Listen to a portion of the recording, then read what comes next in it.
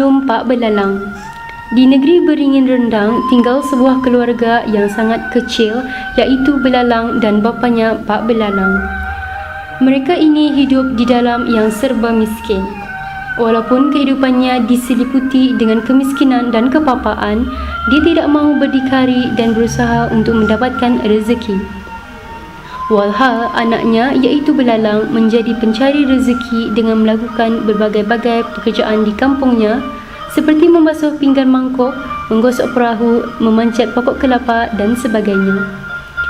Kesusahan yang ditanggung oleh anaknya ini seolah-olah tidak dihargai oleh ayahnya apabila ada beberapa orang kampung datang ke rumah Pak Belalang dan menyatakan rasa simpati mereka kepada Belalang. Namun, Pak Belalang tidak mengambil endah semua itu. Sehinggalah pada suatu hari, sekembali Belalang dari bekerja di kampungnya dengan merentasi hutan, dia terjumpa dua orang penyamun bernama Badan dan Nyawa. Kedua orang penyamun ini telah mencuri kerbau dan kambing milik orang kampung. Lalu Belalang berpura-pura menjadi anak jin untuk menakutkan mereka. Akhirnya, Belalang membawa kerbau dan kambing tersebut ke rumahnya dan meminta ayahnya supaya berpura-pura menjadi ahli nujum dengan tujuan untuk mengembalikan kerbau dan kambing tersebut kepada tuannya. Hal ini telah sampai ke pengetahuan Sultan negeri tersebut, iaitu Sultan Syahrul Nizam. Pada suatu malam, kedua-dua penyamun yang sama telah mencerobohi istana Baginda untuk mencuri mahkota dan harta Baginda. Baginda kemudian meminta nujum Pak Belalang untuk memberitahunya di manakah mahkota dan harta Baginda itu.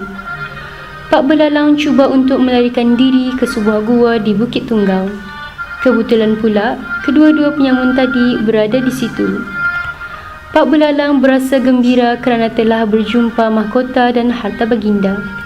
Setelah itu, dengan rasa bangga, Pak Belalang menemui Sultan dan menyatakan di mana letaknya mahkota dan semua harta Baginda. Sultan kemudian percaya kepada kepalsuan Pak Belalang dan terus melantik Pak Belalang menjadi ahli nujum negara. Kehandalan nujum Pak Belalang yang seolah-olah berkebolehan mentafsir ini telah sampai ke pengetahuan negeri jiran, iaitu negeri Masai. Pada suatu hari, Raja Masai, menteri dan ahli nujum Baginda serta para pengawalnya datang menghadap Sultan Syahrul Nizam. Raja Masai mempelawar Sultan Syahrul Nizam untuk beradu kehandalan ahli nujum mereka dan mengemukakan beberapa teka-teki yang harus diselesaikan dengan mempertaruhkan negara masing-masing. Pelawaan ini diterima oleh Sultan Syahrul Nizam dan nujum Pak Belalang. Akan tetapi, Pak Belalang sekali lagi cuba untuk melarikan diri kerana tidak tahu jawapan pada soalan tersebut. Lalu Pak Belalang meminta anaknya pergi mencari perahu dan menyatakan bahawa mereka akan lari ke mana-mana. Belalang yang tidak sengaja naik ke perahu Raja Masai yang pada mulanya ingin mencuri perahu tersebut segera bersembunyi dan mendengar perbualan mereka yang berbual tentang jawapan kepada soalan teka-teki tadi. Setelah mendengar perbualan tersebut, Belalang terus membawa kabar itu kepada ayahnya. Sejurus kemudian, Pak Belalang bersemuka dengan ahli nujum Raja Masai dan berjaya memenangi teka-teki tersebut.